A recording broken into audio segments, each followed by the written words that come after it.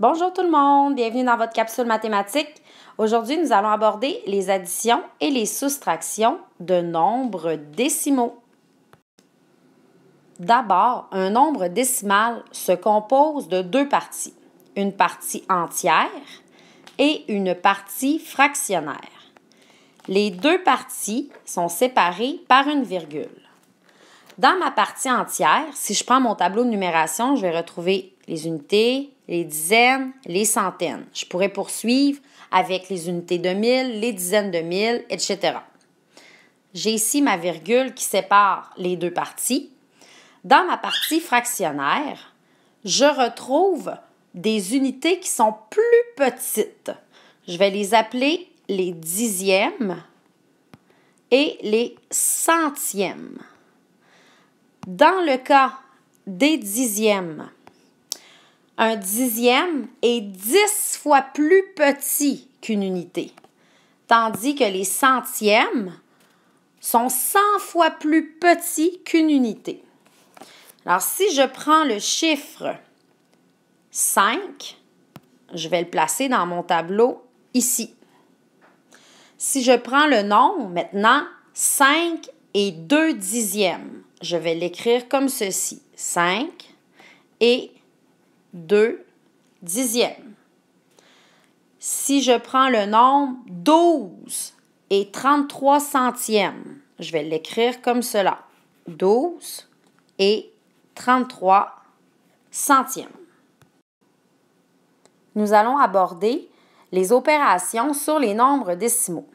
D'abord, l'addition. Si je dois additionner 124 et 3 centièmes plus 54 et 2 dixièmes. Tout d'abord, je vais faire mon tableau de numération. Unité, dizaine, centaine. J'ai ma virgule qui sépare les parties entières de la partie fractionnaire. Dixième de ce côté et centième également. Je peux tracer des lignes pour être certaine que mes chiffres sont bien alignés. Alors, je vais écrire les nombres dans mon tableau.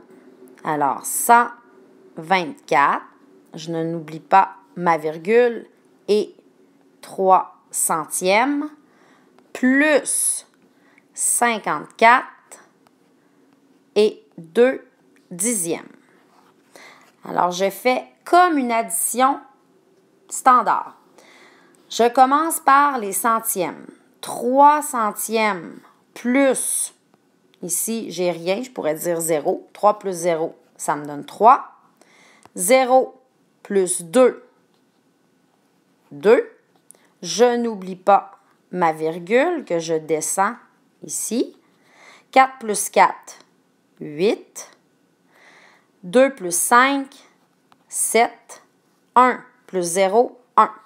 Alors, la réponse, 178 et 23 centièmes.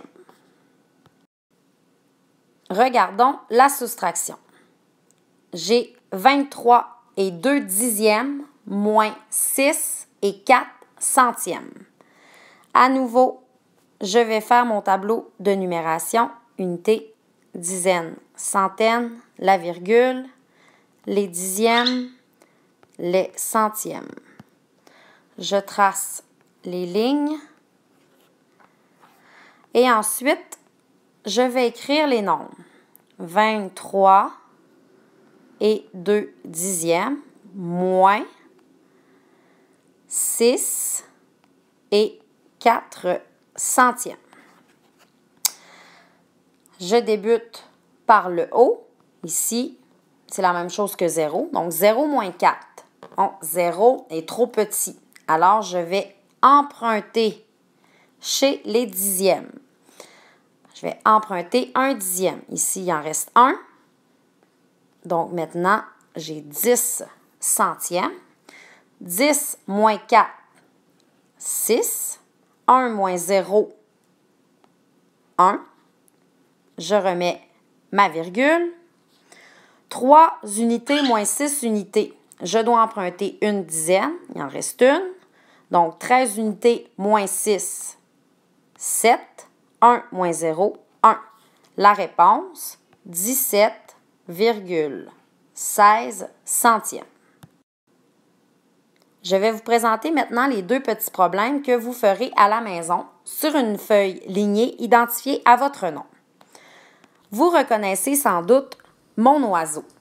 Mon oiseau aime beaucoup la nourriture et particulièrement les bananes.